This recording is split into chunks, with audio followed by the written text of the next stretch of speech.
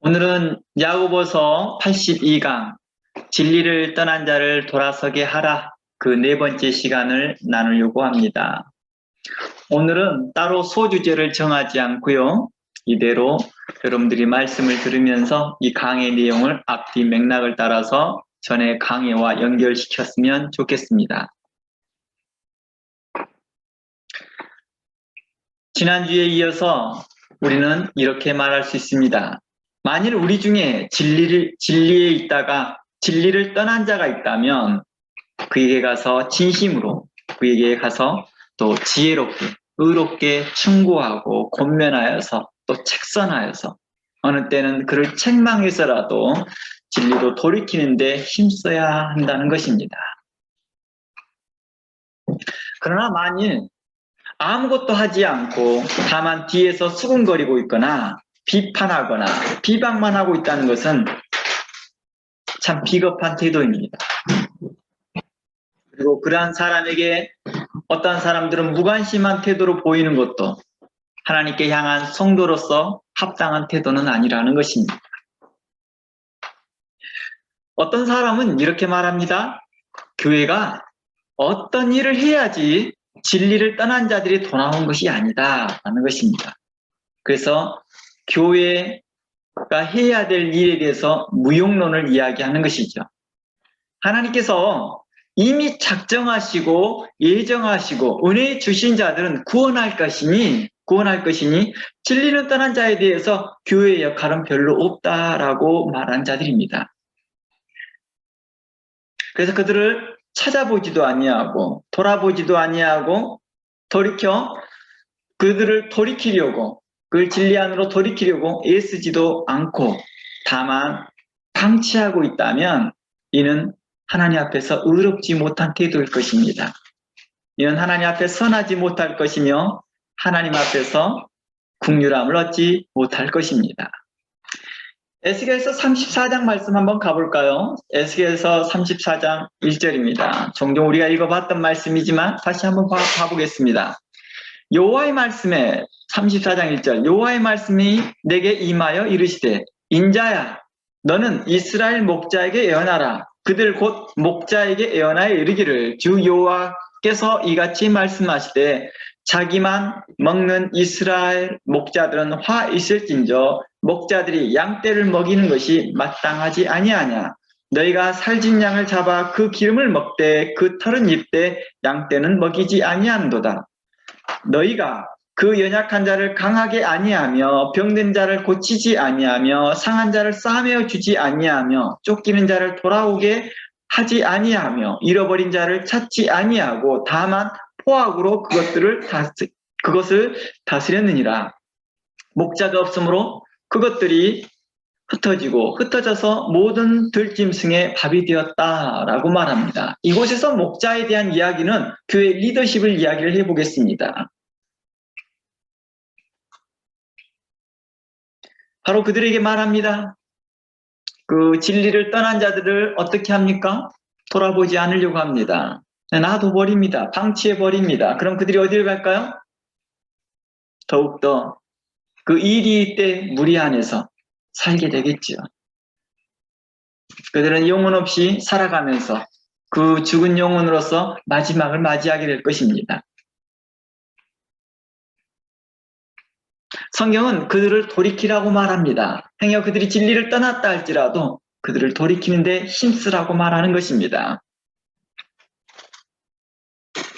그러나 그들을 방치하고 있고 무관심하고 냉대하고 있다 한다면, 그리고 스스로 그들이 돌이켜 돌아왔는데도 불구하고도 그들에게 대하여서 무관심한 태도를 보이고 있다 한다면 하나님은 기뻐하지 않으실 것이다 라고 말합니다. 이는 그리스도의 몸된 교회로서 합당한 태도가 아니라고 계속 말씀하고 있다는 것입니다.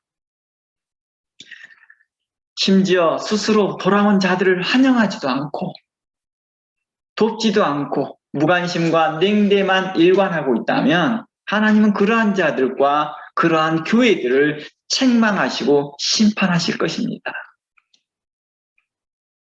자신들이 구원의 안에 있다라고 착각할 줄은 모르나 하나님은 그들한 자들을 심판할 거라는 것입니다. 이는 마치 예수님의 비유에 나온 마다들의 태도와 같기 때문입니다. 형제에게 긍휼을 베풀지 못한 태도입니다. 야고보서 2장 13절에서는 우리에게 이렇게 증거합니다. 긍휼을 행하지 아니하는 자에게는 긍휼 없는 심판이 있을 것이다 라고 말합니다.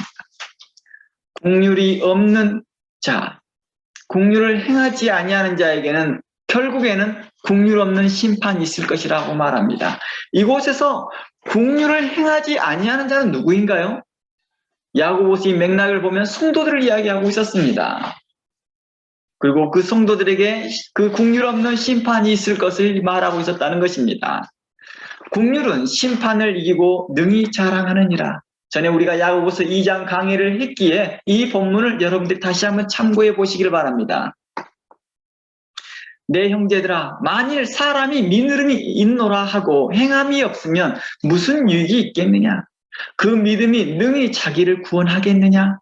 만일 형제나 자매가 헐벗고 일용할 양식이 없는데 너희 중에 누구든지 그에게 이르되 평안히 가라, 덥게 하라, 배부르게 하라 하며 그 몸에 쓸 것을 주지 아니하면 무슨 유익이 있겠느냐? 이와 같이 행함이 없는 믿음은 그 자체가 죽은 것이라 라고 사도 야고보는 우리에게 말하고 있습니다. 이는 단순하게 사도 야고보의 교훈만이 아닙니다. 성경의 전체의 교훈이 이렇습니다. 만일 어떤 사람이 믿음이 있노라, 자신은 정통교회에 있노라, 자신은 바른 교회에 있노라 하면서 형제에 대하여 긍휼을 베풀 수 있는 힘과 용기와 믿음이 없다면 무슨 유익이 있겠느냐라는 것입니다. 저는 바른 교회를 다녀요. 저는 정통교회를 다녀요.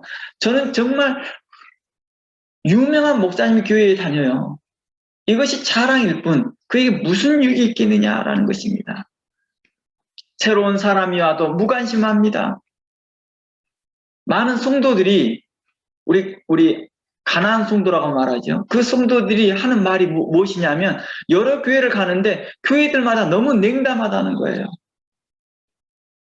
새로 교회를 갔는데 새 교인들에게 대해서 환영하는 분위기가 없는 거죠. 그러니 일반 성도들이 평행 이동하여서 이 교회에서 저 교회를 가도 환영받지 못하는데 하물며 이단에서 돌아온 자들은 어떨까요? 정말 냉대와 차별이 심하다라는 것입니다. 그들이 설 곳이 없더라는 것입니다. 누가 가서 도와달라 해도 못 본 채 하고 있더라는 것입니다. 왜냐하면 그 사람하고 이 관계 짓고 싶지 않은 거예요. 연관시키고 싶지 않는 것이죠. 자신과 뭔가 연관되어 있다는 것을 차단하고 싶은 것이죠. 그리고 그들을 못 본 채 하고 있더라는 것입니다. 이는 교회가 스스로 자고하기 때문이요, 성도가 스스로 그만큼 하나님의 그 사랑이 식어졌기 때문이죠. 그러므로 마지막 때 뭐라고 말하고 있습니까? 불법이 성함으로 사람들의 사랑이 식어졌다라고 말합니다. 사랑이 식어진 이유가 불법 때문이래요. 불의하게 행하는 것이죠. 이는 마태복음 24장의 내용이었습니다. 그러므로 성경은 이렇게 말합니다. 그들은 마치 헐벗고 일용할 양식이 없는 사람들에게 아무것도 주지 않고 말로만 평안하세요, 따뜻하게 하세요, 잘 먹고 하시지 그러세요. 이렇게 말만 하더라는 것입니다. 교회 규모가 크든 작든 이러한 인사가 흔하게 일어나고 있다는 게 흔하게. 물론 이런 인사조차도 하지 않는 사람들도 있습니다.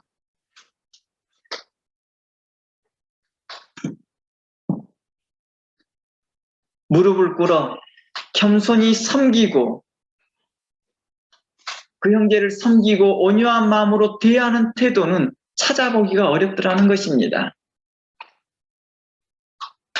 심지어 함께 성도라고 하지만 안부 인사조차도 나누지 않습니다. 요즘과 같이 카톡과 이메일과 SNS로 하죠. 그걸로 연락할 수 있음에도 불구하고도 아무런 안부도 인사도 나누지도 않더라는 것입니다.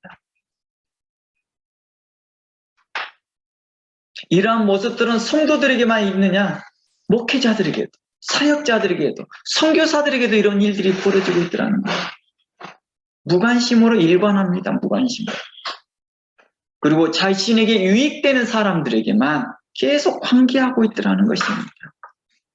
그러면 성경은 이렇게 말합니다. 만일 너희가 너희를 사랑하는 자들만 사랑한다면 무슨 유익이 있겠느냐? 이는 이방인과 세리를 또 그러하니라 라고 예수님은 책망합니다. 그러므로 너희의 긍휼을, 너희의 사랑을, 너희가 가지고 있는 그 은혜를 다른 사람들과 이웃들과 소외된 사람들과 평소에 연락하지 않는 사람들에게도 연락을 하여서 하나님의 사랑을 나타내라 라고 말하고 있다는 것입니다. 우리는 얼마나 이기적입니까? 여러 핑계를 대며 연락하지 않았던 이유들을 이야기합니다. 우리는 이러한 일들에 대해서 너희의 게으름을 책망하실 것인 하나님을 말하고 있습니다. 게으르지 말고 힘써 주의 일에 섬기기를 원합니다. 그리스도 안에서 아무런 형제에게 안부와 인사가 없으면서 그리스도 안에 있다고 말하고 있다 한다면 이는 본다고 하나 실상 소경과 같은 자들입니다. 그들이 집사이고 권사이고 장로가 되었던, 심지어 그들이 선교사가 되고 전도사가 되고 사모가 되고 목사가 되었다던 아무 상관이 없더라는 거예요. 자신들의 주변의 형제들에게 안부 인사 없는 자들은 그들에게 대하여 무정한 자요, 자신만 사랑하는 자들이다 라고 말하는 것입니다. 그들이 교회에서 다양한 타이틀을 가지고 다양한 직분을 가지고 있지만 주변의 사람들에게 아무런 안부가 있지 아니하면서 자신은 그리스도 안에 있어요 라고 말하고 있다 한다면 참으로 어리석은 자들이라는 것입니다. 그들은 본다고 하나 소경된 자들이라는 것입니다. 심지어 형제가 환난과 어려움에 당했다는 말을 들어도 무관심합니다. 무정하고 돌아볼 마음이 없다 한다면 이는 다 외식하는 자들이요, 하나님 앞에 불법을 행하는 자들이요, 불의한 자들이라는 것입니다.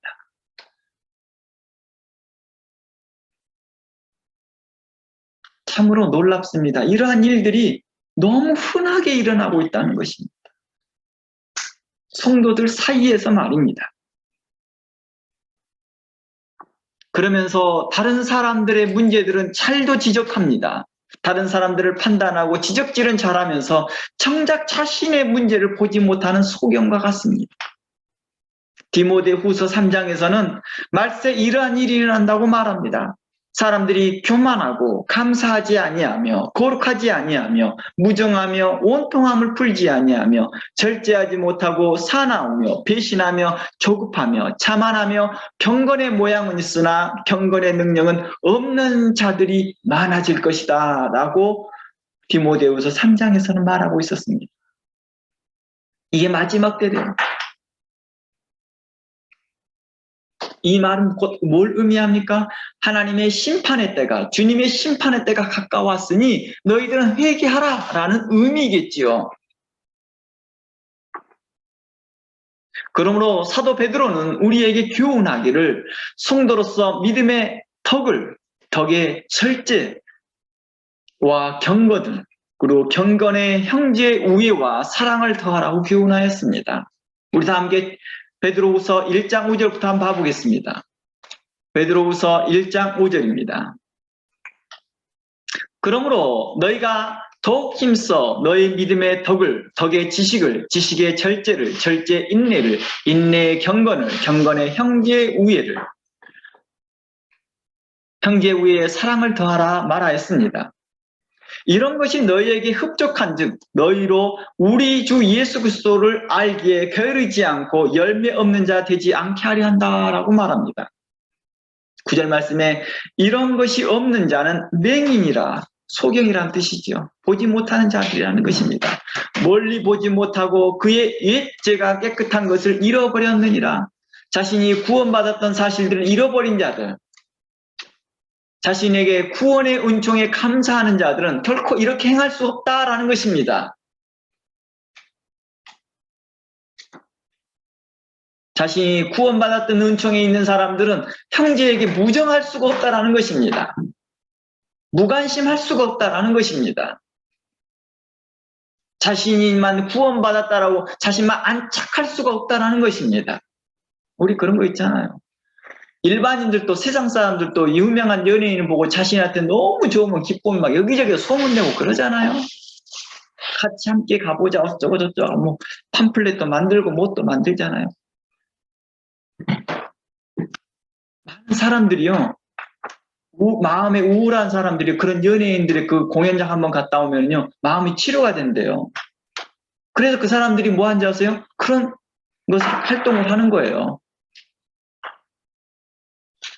근데 우리는 어떻습니까? 라고 우리는 제가 물어보는 것입니다. 심지어 이러한 일들이 목회자들 사이에서도 무정하고 무관심하고 냉대하고 있다 한다면 그가 사역하는 교회는 어떠할까?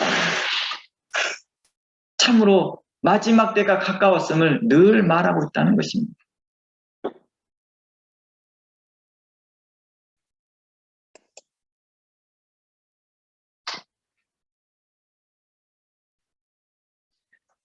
11절에 같이 이같이 하면 우리 주 예수 그리스도의 영원한 나라에 들어감을 넉넉히 너에게 주실 것이다. 어떻게 하는 것입니까? 이같이 하는 것은요.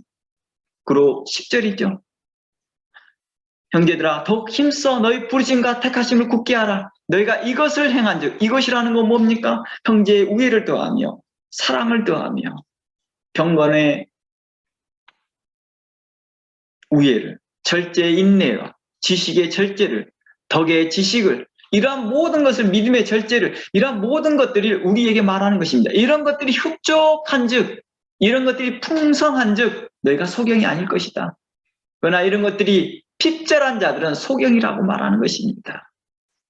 우리가 믿음이 있노라 하면서 덕을 세우지 못하고 믿음이 있노라 하면서 절제하지 못하고 믿음이 있노라 하고 경건하지 못하고 형제를 사랑하지 못하고 우애하지 못한다면 우리는 소경과 같다라는 것입니다. 우애하지 못한다. 서로 안부조차 없다 이 말입니다. 그러나 이같이 한다면 11절 이같이 한다면 우리 주 곧 그리스도의 영원한 나라에 들어감을 넉넉히 줄 것이다 하였습니다. 그러나 그렇지 못한다면 하나님의 심판이 있을 것을 말하는 것이죠. 아니 그렇지 못하느냐? 하나님의 심판이 있을 것이다. 심지어 사도들이 세운 교회라 할지라도 이같이 성도들이 합당하게 행하지 않는다면 회개하지 않는다면 그 촛대를 그 자리에서 옮기리라 경고하였던 것입니다. 이게 지난주에 에베소 교회를 통해서 봤던 것입니다. 모든 그리스도인들은 하나님의 사랑과 용서를 받은 사람들입니다. 이걸 경험했던 사람들입니다. 그러므로 야고보서의 말씀과 같이 아무리 진리를 오랫동안 떠나 있던 자라도 그들이 참된 진리로 돌아설 수 있도록 교회의 문턱을 낮추어야 한다는 것입니다. 에스겔서의 말씀과 같이 하나님의 마음은 악인이 심판받아 죽는 것을 조금 더 기뻐하지 아니하시고 도리어 그가 돌이켜 진리로 돌아와 구원받는 것을 기뻐하시는 분이라는 것입니다. 잠언 24장 한번 가봅니다. 잠언 24장 17절입니다.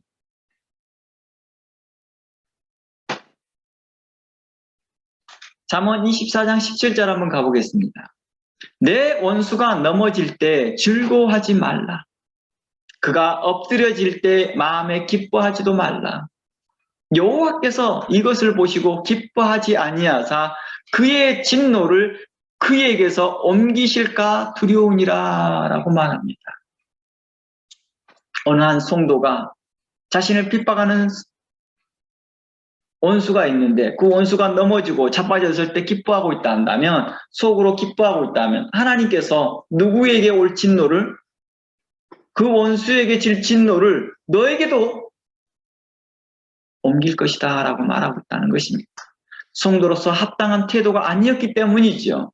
결국 둘 다 저울에 달아봤더니 둘 다 똑같은 사람들이었다는 거예요. 아, 저는 이단 교리 안 빠졌어요. 아, 저는 악한 자하고 전 다르거든요. 전 세리하고 달라요. 저는 세상 풍조와 빠지지 않은 사람이거든요. 라고 했는데 세상 풍조에 빠진 자들과 이단에 빠진 자들과 비방하는 자들 셋을 딱 저울에 달아봤더니 다 똑같더라는 거예요.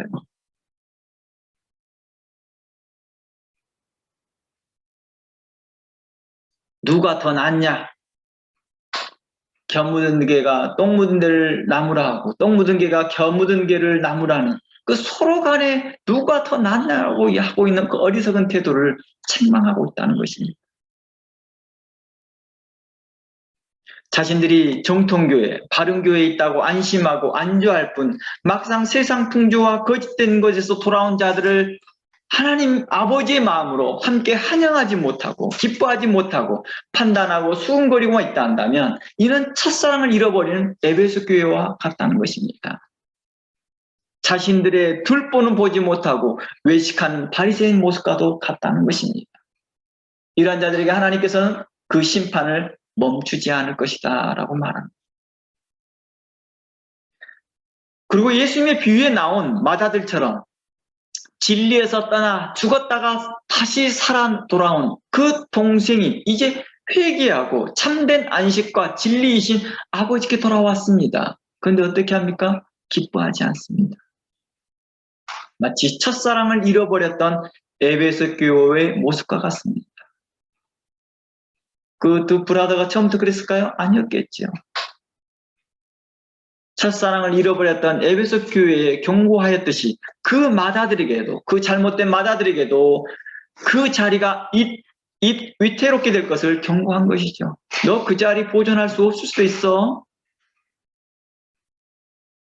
그는 죽었다가 살아온 동생이지만 그의 눈에는 누구로 보이는 거예요, 이제는요? 경쟁자로 보이는 거예요, 경쟁자로요. 경쟁자로 보일 뿐입니다. 가족의 환영을 받고 아버지의 관심 받는 것을 시기하는 거지요. 그리고 원망하고 정죄만 합니다. 혹시 교회들이 이런 경쟁의식이 있지 않습니까? 어느 교회에서 새신자가 많이 들어오고 있다 한다면 함께 주의 이름으로 축하하고 기뻐해야 되는데도 그렇지 않습니다.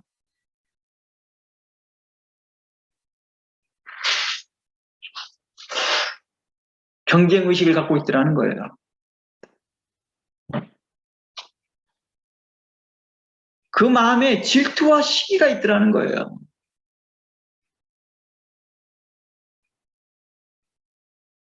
왜 그럴까요? 교회가. 그 마음에 다른 생각이 있더라는 거예요.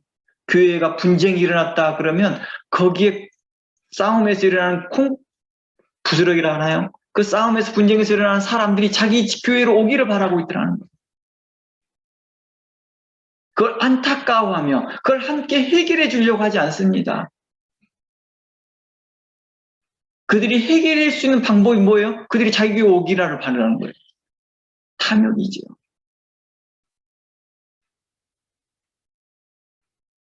그 교회에 새신자가 들어오고 있고 새신자가 많아지고 있다 한다면 함께 환영해 줘야 되는 거예요. 이게 다 우리 교회입니다. 이게 다 주님의 교회라는 거예요. 우리의 모습만 다르고 크기만 서로 다를 뿐이지 다 한 성령 안에서 그리스도의 이름으로 세워진 교회들이라는 것입니다. 그럼에도 불구하고도 서로 시기하고 질투하고 서로 경쟁의식을 가지고 있더라는 것입니다. 어느 교회가 건물을 이만큼 지었으니까 우리도 더 크게 지어야 된다라고. 우리는 왜 이렇게 살아갈까요? 이게 바로 탐욕인지를 알지 못하고 살아갑니다.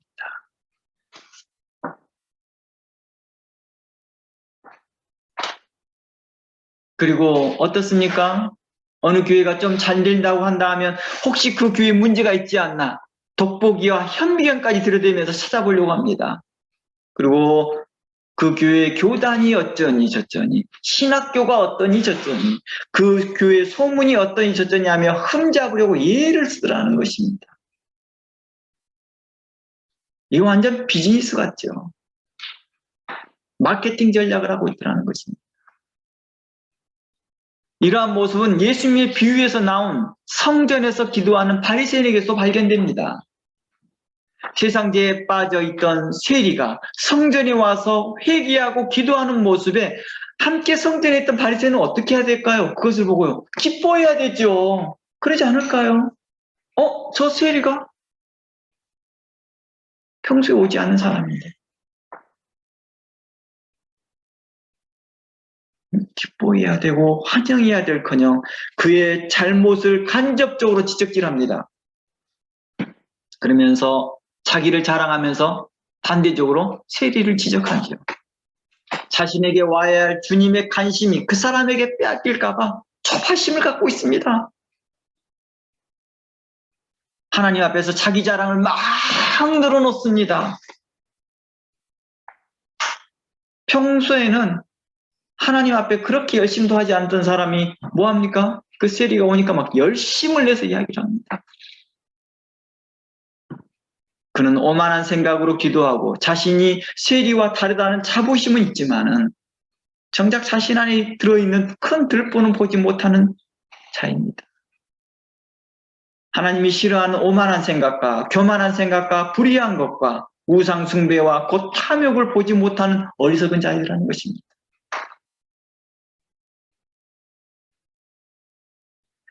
자신들만이 하나님과 더 친한 사람인 것처럼 주변에다 과시하더라는 거예요.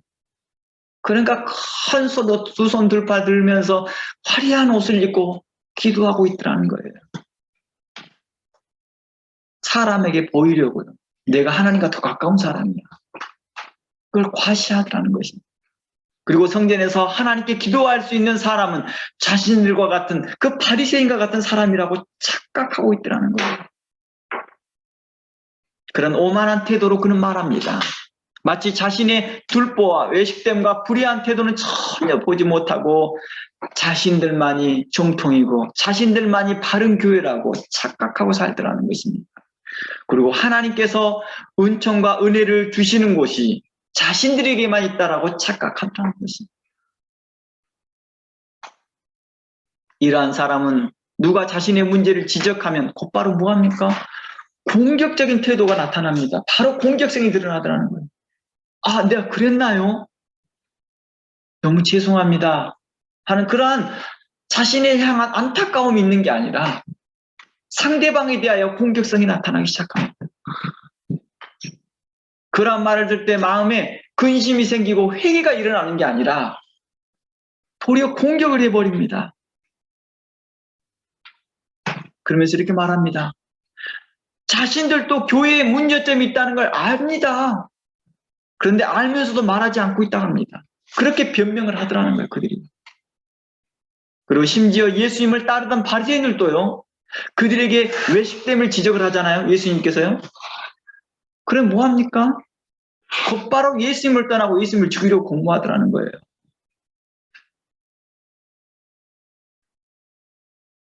이들은 말하기를 교회의 사명은 전도와 선교이기 때문에 행여 교회의 이미지가 나빠지면 하나님의 나라의 사업에 지장이 생길까 봐 그러지 않는다는 거예요. 말이 됩니까?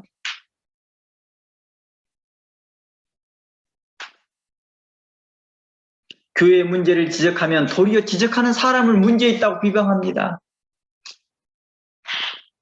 외식하지 말라고 하면 외식하지 말라고 했던 그 사람을 도리어 뭐합니까? 비방하고 있더라는 것입니다.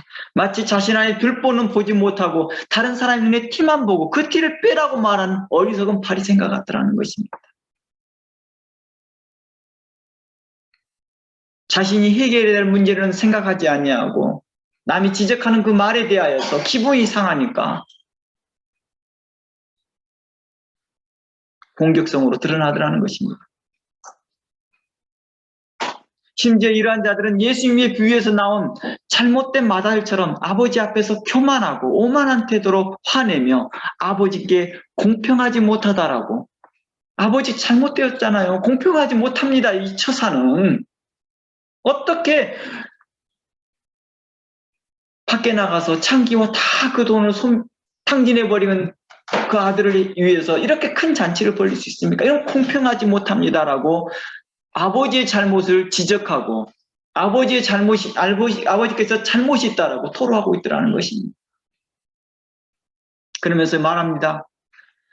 내가 여러 해 아버지를 섬겨 명을 어김이었거늘 내게는 염소 새끼라도 주어 나와 내 벗으로 즐겁게 즐기게 하는 일이 없더니 아버지의 살림을 창녀들과 함께 삼켜버린 이 아들이 돌아오매 이를 위하여 살진 송아지를 잡으셨나이다 하더라는.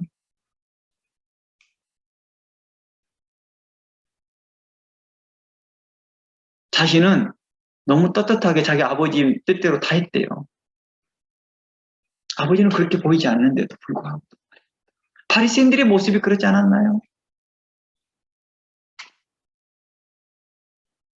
예수님은 이 비유를 통해서 바리새인들을 책망하고자 했던 것이죠. 너 자신을 좀 봐라, 제발.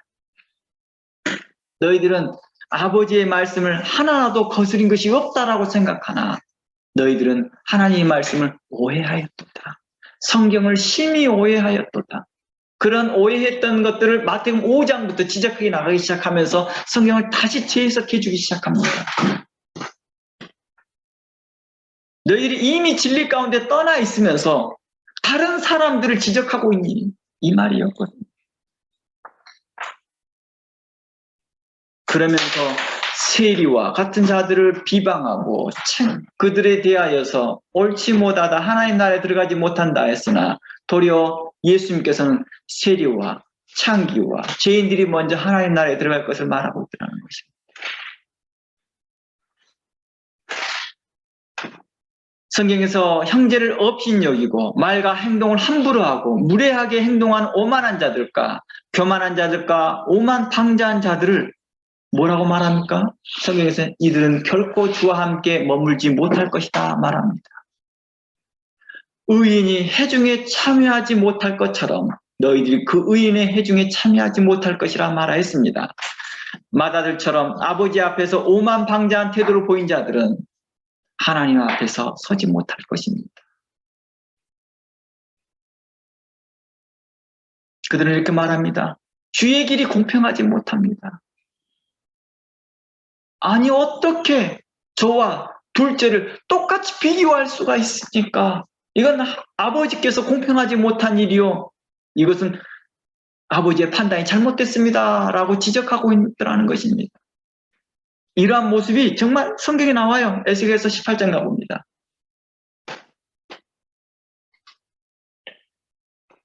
에스겔서 18장입니다.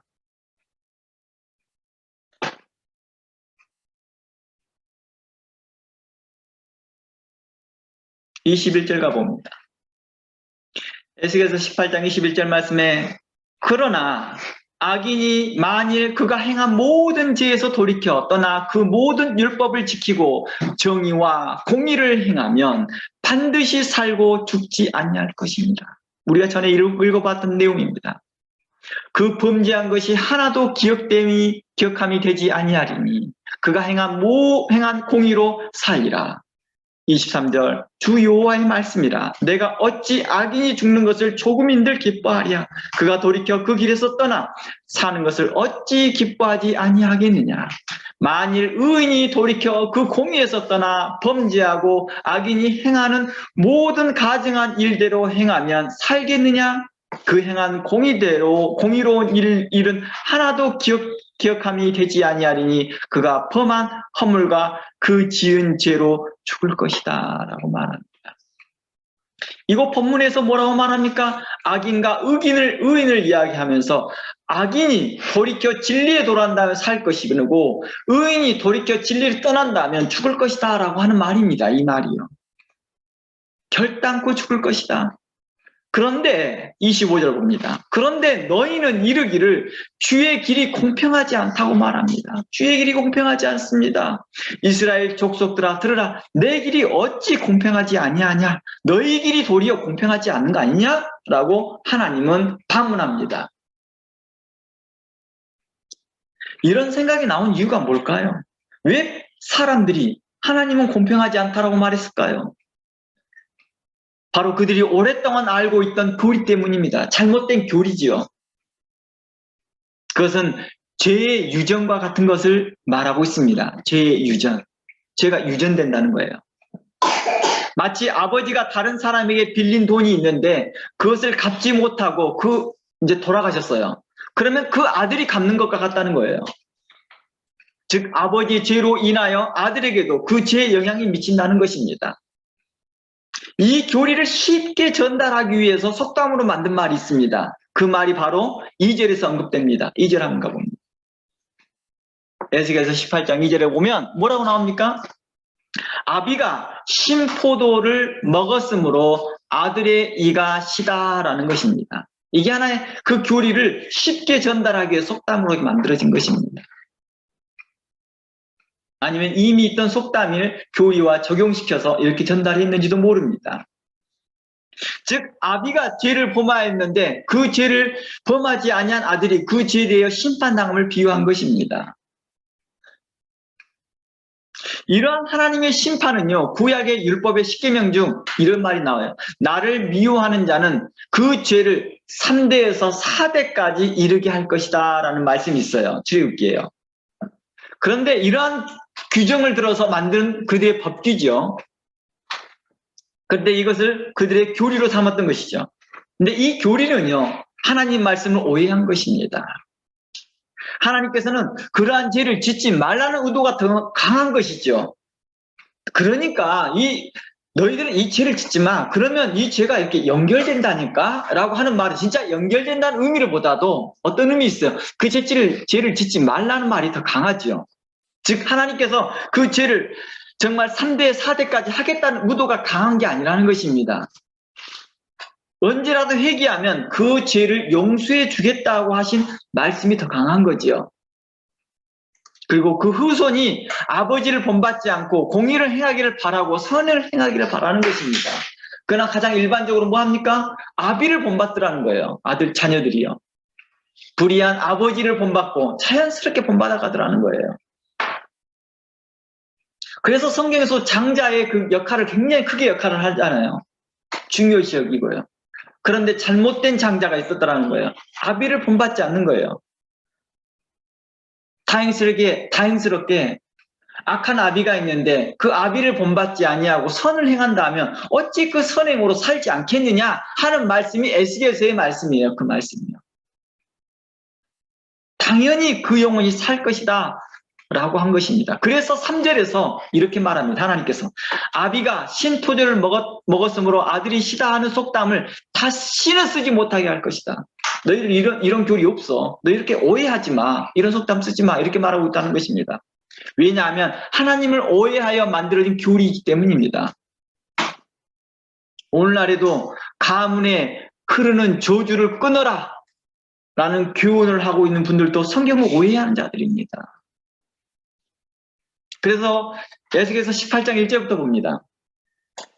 또 여호와의 말씀이 내게 임하여 이르시되 너희가 이스라엘 땅에 관한 속담에 이르기를 아버지가 신포도주를 먹음으로 그의 아들이 이르가 시다 함을 너희가 함을 어찌 됨이냐 주 여호와의 말씀이니라. 내가 나의 삶을 두고 맹세하노니 너희가 이스라엘 가운데서는 다시는 이 속담을 쓰지 못하게 되리라. 모든 영혼이 다 내게 속한지라. 아버지의 영혼이 내게 속함과 같이 그의 아들도 그 아들의 영혼도 내게 속하였나니 범죄하는 그 영혼은 죽으리라. 범죄하는 그 영혼만 죽을 것이다 라고 하는 것입니다. 그러면 5절 말씀에 사람이 만일 의로워서 정의와 공의를 따라 행한다면 살 것이다 라고 하면서 21절이 말하는 것입니다. 뭐라고 한다면 정의와 공의를 따라 행한다면 살 것이라는 것입니다. 그러니까 불의한 자들이 정의와 공의를 뭐합니까? 떠난 자들이라는 것입니다. 그런 자들이 사랑이 식어지고 사람을 외모로 판단하며 세상과 벗대어 살아가고 있더라는 것입니다. 거짓된 교리에 빠져가고 거짓된 진리에 빠져나가더라는 것입니다. 그러나 그러한 악인이 만일 그 행한 모든 죄에서 돌이켜서 다시 모든 율례를 지키고 그의 하나님의 그 정의와 공의를 행한다면 반드시 살고 죽지 않을 거라고 말합니다. 반드시 죽을 거라고 했는데 다시 그들이 살 수 있다고 말하는 거예요. 그리고 그 범죄한 것이 하나도 기억되지 않는데요. 그가 행한 공의로 살 것이다 라고 말합니다. 하나님은 악한 자가 죽는 것을 기뻐하는 것이 아니라 그 악인이 돌이켜 회개하는 것을 기뻐하시는 하나님이심을 기억해야 할 것입니다. 이것이 바로 우리가 품어야 될 하나님 아버지의 성품입니다. 그런데 이 말을 들은 백성들은 어떻게 합니까? 이해하지 못합니다. 그들은 평소에 성경을 아전인수격으로 해석하여 자신들에게 다르게 적용했거든요. 아전인수격이라는 말이 무슨 뜻인지 알지요? 자신에게 입장에 맞춰서 해석한다는 거예요. 자신의 입장에서. 자신들은 아브라함의 후손이니 선민이기에 하나님께 심판받아 죽는 것이 옳지 못하다고 생각하는 거예요. 이게 아전인수격으로 해석하는 거예요. 자신은 이제 아브라함의 후손이라는 거예요. 그러니까 아브라함의 후손인 선민이기 때문에 당연히 하나님께 심판받아서는 안 된다고 생각하는 거예요. 이게 이상한 거죠. 그들은 불명코 어떻게 하느냐? 악인은 불명코 뭐 해야 돼요? 아비를 통하여서 악인이었으면 그 아들도 심판을 받아야 된다고 생각하는 사람들이에요. 그러니까 그 아들이 돌이켜서 회개하고 돌아온다면 이걸 용납이 안 되는 거예요, 그냥요. 지금 현재 무슨 교리와 비슷합니까? 현재 오늘날에도 그런 비슷한 교리가 또 돌아다니고 있잖아요.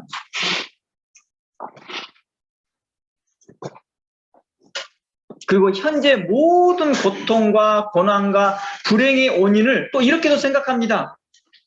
자신의 문제라고 생각하지 아니하고 자신들의 조상 때문이라는 것입니다. 하나님께서 이렇게 자신들에게 주는 고통과 불행이 불공정하고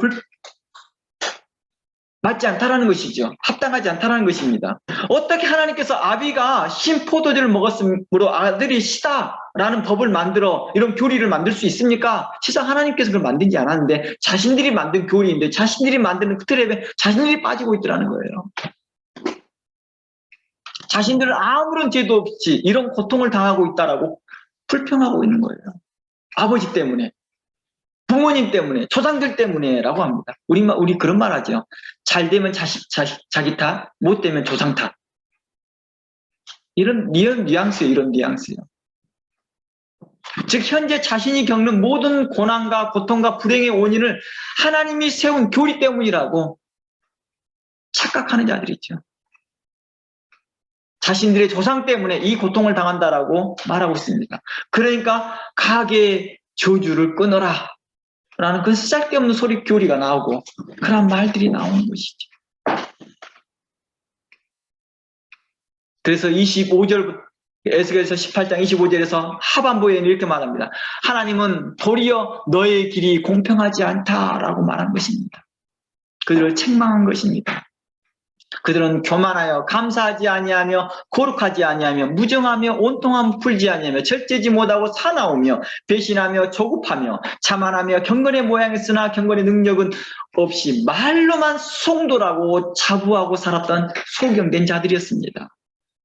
그들은 형제에 대하여 무관심하고 예모로 사람을 판단하고 공의로움보다 자신에게 이익되는 사람에게만 관계하더라는 거예요. 그들에게 공의로움이 없습니다.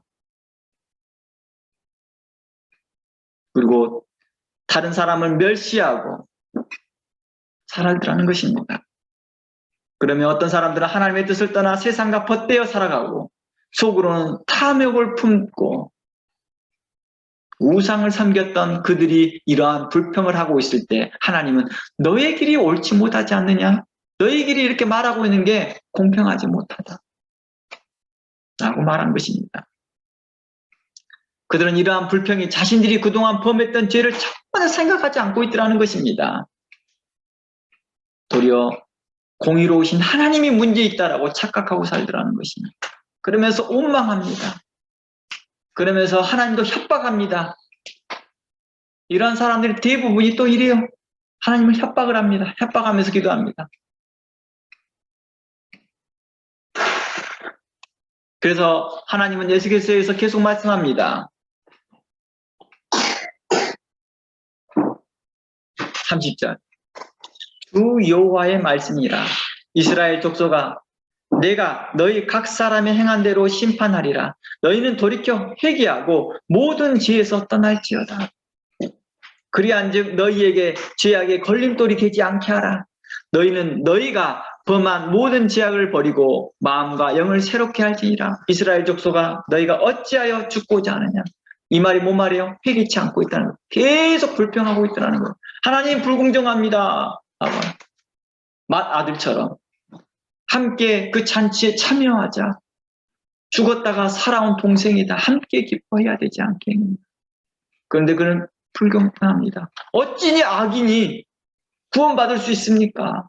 나는 그동안에 계속해서 아버지의 말을 하나도 어김이 없이 있었는데요. 라고 자신을 호소하고 아버지의 그 판단을 불의하다, 아버지의 판단을 불공정하다라고 말하면서 참여하지 않으려고 하더라는 것입니다. 그러자 이렇게 말합니다. 어찌 죽고자 하느냐?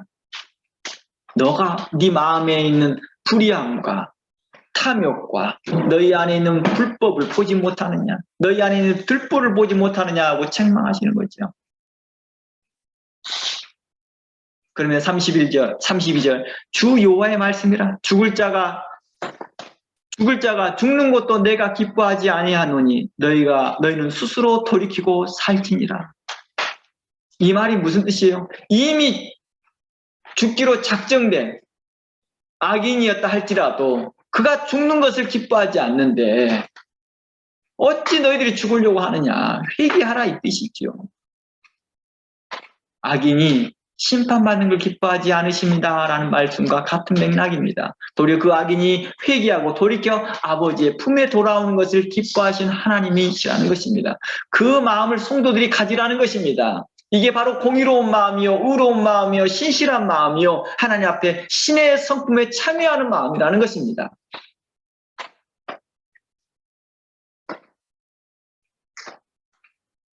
그래서 어떤 사람들은 그러죠. 한 번 구원은 영원한 구원입니다. 이 말은 어느 맥락에서는 맞는 말이지만 그렇다고 성경에 나온 모든 구원에 적용할 수 없다는 것입니다. 근데 이 사람들은 모든 구원에다 그걸 적용하고 있습니다. 그래 성경을 억지로 해석하더라고요. 지금 현재 에스겔에서 말하고 있는 거예요. 똑같은 거예요. 에스겔에서 하고 있는 사람들이 한 번 구원은 영원인 거예요. 자기는 선민인 거예요. 그리고 한 번 타락된 자들은 영원히 타락되어 있는 거예요. 심판받아야 되는 거예요. 그러니까 공평하지 않다라고 생각하는 자들이죠. 맏아들이 그 둘째가 동생이 돌아왔을 때 환영하지 않은 것은 바로 그러한 맥락이라는 것입니다.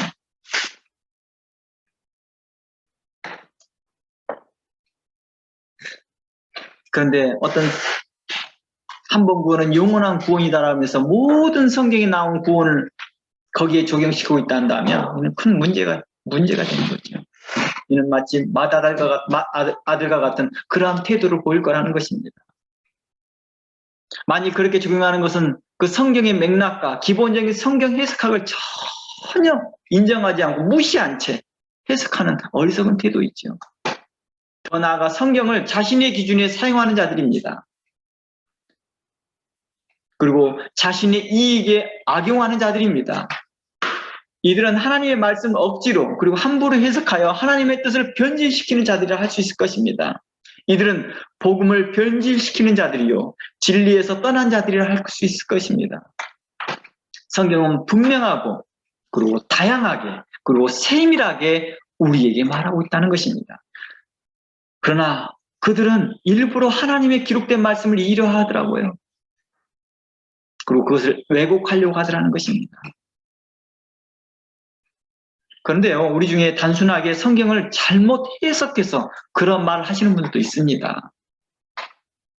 이러한 분들은 대부분 애굽에서 나와서 가나안 땅으로 들어가는 오류를 범하는 것이죠. 우리가 애굽을 딱 나와요. 세상에서 나왔다 이 말입니다. 근데 이걸 바로 해석하기를 가나안 땅에 바로 들어가는 다이렉트로 연결을 하니까 해석을 하니까 이런 오해가 생기는 거죠. 이것은 성경의 오해인 거죠. 그런데 우리에게는 뭐 있습니까? 출애굽만 있는 게 아니죠. 우리 안에는 광야교회가 있더라는 것입니다. 우리의 신앙생활엔 광야교회도 있고 그 광야교회 안에서 또 뭐가 있습니까? 요단강을 건너야 되더라고요. 그리고 요단강을 건넌 후에도 후에야 그때서야 약속의 땅이 있더라는 것입니다. 그런데 이 두 가지를 다 무시한 상태에서, 예를 들어 광야교회를 무시한 상태에서 바로 애굽에서 가나안으로 바로 직결 연결하더라는 것입니다. 물론 그러한 때도 있습니다.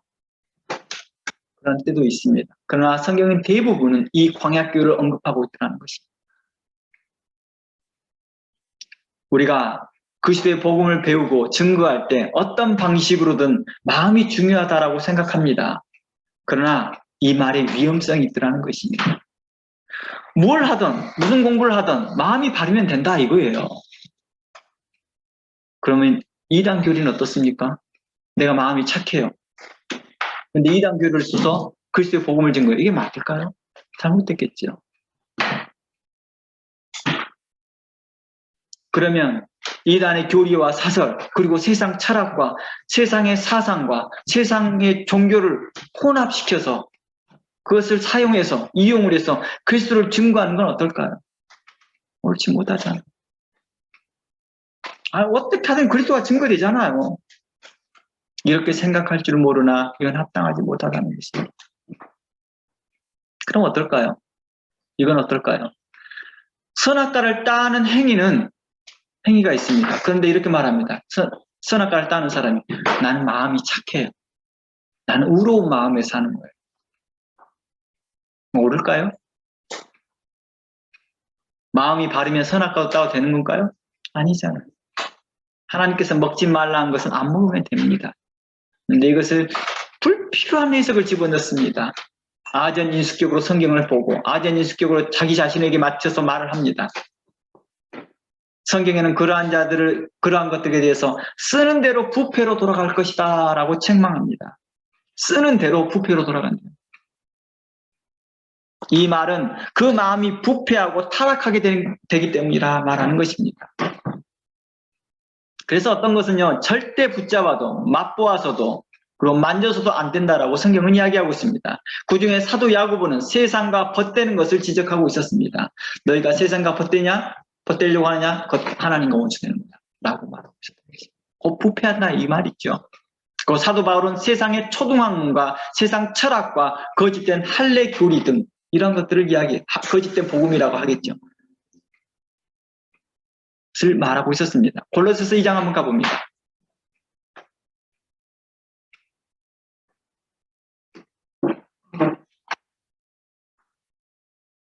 골로새 2장 20절 말씀에 너희가 세상의 초등학문에서 그리스도와 함께 죽었거든 어찌하여 세상에 사는 것 같이 의문에 순종하느냐 곧 붙잡지도 말고 맛보지도 말고 만지지도 말라 하는 것이니 이 모든 것은 쓰는 대로 부패로 돌아가니라. 사람의 명과 가르침을 줬느냐 어떻습니까? 이러한 것들은 다 쓰는 대로 부패한대요. 그런데 이걸 이용하여서 그리스도를 증거한다고요? 제가 가끔씩 목사님들께 이런 말을 해요. 자신이 예수를 알기 전에 경험했던 그 학문과 자신이 경험했던 그 직장의 경험을 통해서 선교를 하겠다고 합니다. 그러니까 제가 하지 말라고 합니다. 아니 왜 세상에 나와서 또다시 세상 걸 가지고 그리스도를 증거하려고 하느냐. 그렇게 그리스도의 것이 약하냐. 그렇게 하나님의 말씀에서 나올 리소스가 그렇게도 없느냐. 베드로가 고기를 잡다가 예수를 만났는데 그 후로 베드로가 선교한다고 하면서 어부 일로 하면서 그걸 선교했느냐 내가 물어봤어요. 그걸 다 버리고 왔지 않았느냐. 우리는 그것을 그리스도를 증거하는 하나의 또 뭐라고 합니까? 재능이라고 또 착각하고 살더라는 거예요.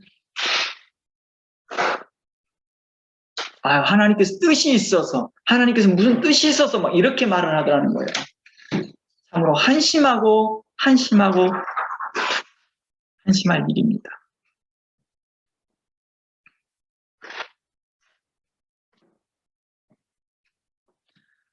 갈라디아서 말씀에 어리석도다 갈라디아 사람들아 3장 1절입니다. 예수 그리스도께서 십자가에서 못 박히신 것이 너희 눈앞에 밝히 보였거든 누가 너희를 깨더냐.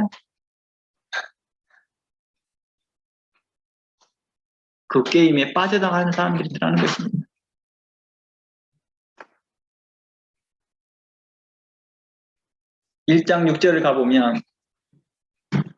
갈라디아서 1장 6절을 가보면 그리스도의 은혜로 너희를 부르신 이를 이같이 속히 떠나 다른 복음을 따르는 것을 내가 이상히 여겼노라. 다른 복음은 없나니 다만 어떤 사람이 너희를 교란하여 그리스도의 복음을 변하게 하려 함이니라. 그러나 우리나 혹 하늘로부터 온 천사라도 우리가 너희에게 전한 복음 외에 다른 복음을 전하면 저주를 받을지어다. 놀라운 말을 하고 있습니다. 이곳에서 8절 말씀에 뭐라고 합니까? 그러나 우리나 혹 하늘로서 온 천사라도 여기서 말한 우리나는 뭐예요? 사도들이죠. 사도들이 나중에 말을 바꿔서 다른 복음을 전해요. 전의 복음과 달리 다른 복음을 전하고 있다 한다면 자신도 저주를 받을 것이라는 말입니다. 하물며 하늘에서 내려온 천사라 할지라도 천사 같은 자가 말한다 할지라도 다른 복음을 전하고 있다 한다면 그 또한 저주를 받을 것입니다. 우리가 전에 말하였거니와 내가 지금 다시 말하노니 만일 누구든지 너희가 받은 것 외에 다른 복음을 전하면 저주를 받을 것이다 라고 말합니다. 이제 내가 사람들을 좋게 하랴 하나님께 좋게 하랴 사람들에게 기쁨을 구하랴 내가 지금까지 사람의 기쁨을 구하였으면 그리스도의 종이 아니니라 라고 말합니다. 그러므로 갈라디아서 5장 7절 말씀에 이렇게 말합니다. 갈라디아서 5장 7절 말씀에 너희가 달림질을 잘 하더니 신앙생활을 잘 하고 있었더니 누가 너희를 막아 진리를 순종하지 못하게 하더냐. 그 권면은 너희를 부르신 이에게 난 것이 아니냐. 적은 누룩이 온 덩이로 퍼졌다라고 말하는. 이게 바로 지금 현재 대상하고 있는 게 할례예요. 할례를 이야기하고 있는 거예요. 할례를 받아야 구원을 받는다. 할례가 있어야지 진정한 구원의 표식이다. 이게 영원한 아브라함과 맺은 영원한 언약이다. 봐봐라 성경 하면서 피워줍니다. 그게 뭐라고 하나요? 하나님께서 아브라함에게 말합니다. 이 할례의 언약은 영원한 언약이다. 만약 이 언약을 지키지 않으면 너의 대에서 끊어질 것이다 라고 나와요. 이런 것들을 통해서 뭘 합니까? 사람들을 잘못 인도하더라는 것입니다. 너희가 그리스도의 복음을 알지 못하는 것.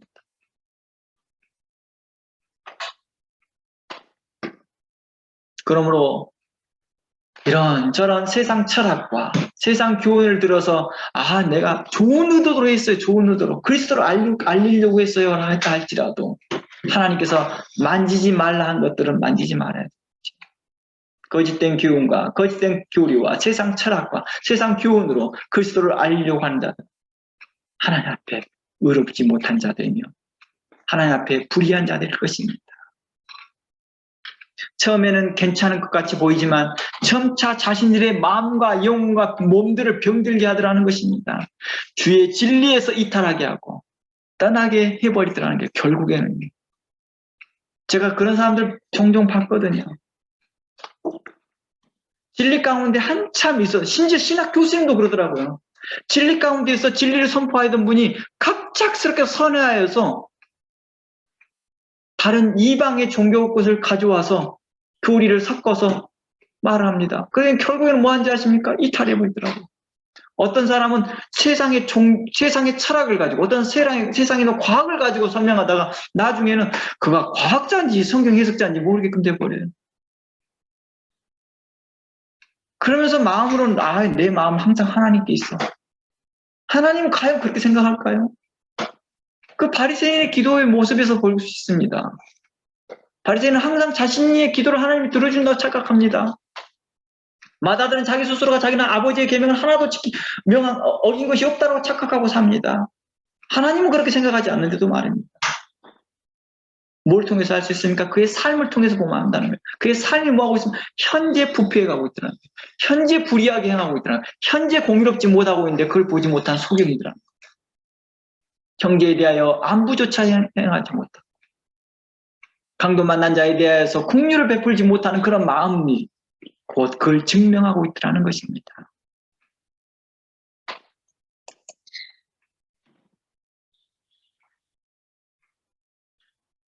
그러므로 이렇게 진리를 떠난 자들이 우리 주변에서 보인다면 우리는 어떻게 해야 될 것이냐? 그들을 진리에 돌아설 수 있도록 그들을 어떻게 해야 될까요? 의로운 마음으로 책선하라는 것입니다. 그런 자들에 대해서 비판만 하고 있지 말고 에이 목사가 돼서 저래, 에이 성도가 돼서 저래 라고만 비판만 하지 말고 그러한 자들에 대해서 긍휼한 마음을 갖고 불타는 마음을 갖고 그들이 다시 진리 안에 들어올 수 있도록 책선하고 책망하고 그들에 대해서 바른 말을 하라는 것입니다. 그들과의 관계만 좋게만 하려고 하지 말고 그들에게 대해서 해야 될 말들을 하라는 것입니다. 에스겔서와 호세아서의 말씀처럼 너희들이 마땅히 해야 될 말들을 하지 아니한다면 그 핏값을 너에게서 받겠다 하심과 같이 너희가 그들을 죄에서 돌이키지 아니한다면 그리고 그들이 악한 자들이 넘어지는 것을 보고 기뻐하고 있다 한다면 그 심판을 너에게까지도 전가하겠다 라고 하셨던 말씀을 기억하면서 우리가 그들이 돌아올 수 있도록 힘을 다하며 겸손과 온유함으로 어떻게 그들을 도와줄지를 힘을 써야 될 것입니다. 지혜를 모아야 할 것입니다. 온유한 마음과 거룩한 마음으로 하나님의 그 간절한 마음으로 구원하기를 기뻐하시는 그 하나님의 마음으로 심판이 아니라 징벌이 아니라 책망이 아니라 그들이 심판이 아니라 구원을 받기를 바라는 마음에서 그들에게 책선하고 책망하고 바른 교훈을 말하며 의로운 교훈을 말하기를 주의 이름으로 축원하노라. 이것을 하나님이 기뻐하시라는 것입니다. 저는 성경 해석자가 아닌데요. 저는 목사가 아닌데요. 저는 선교사가 아닌데요. 이런 말들이 아닙니다. 이 일은 내 주변에 내 상황에 맞게끔 하나님께서 그러한 사람들을 붙여주고 알게 하더라는 것입니다. 그러니 이러한 일에 우리가 모든 성도가 함께 힘쓰자라고 사도 야고보는 말하고 있습니다. 진리를 떠난 자를 돌아서게 하자. 함께 이 일에 동참하자라고 호소하였던 것입니다. 우리는 진리 안에 거하며 즐거워하며 그 진리 가운데 자유함에서 우리는 더 나아가서 다른 사람도 그 자유함에 함께 참여할 수 있도록 함께 힘을 내어 전도하기를 원합니다. 이게 그리스도의 도를 전하는 것입니다. 이 일에 우리 함께 하기를 주의 이름으로 축원합니다. 다 함께 기도합니다. 하나님